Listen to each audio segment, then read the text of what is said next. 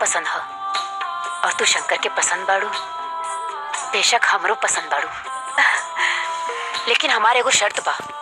शर्त ना, एगो माई के गुजारिश समझिया। बेटी, तू शादी के बाद हमरा शंकर से अलग मत करिया, हमारा जिए के सहारा मत छीनिया। आप कैसी बात कर रही हैं? मैं एक बेटे को उसकी माँ से अलग करने के बारे में कभी सोच भी नहीं सकती। और शादी के बाद शंकर और मैं हमेशा आपके साथ रहेंगे माँ जी। और एक बात कहूँ माँ जी? हाँ बेटी। मेरी माँ नहीं,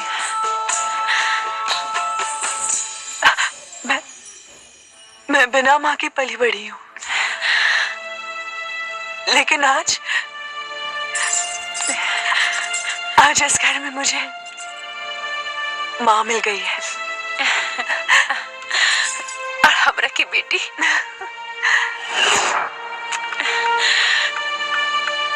क्यों, कैसा लगा?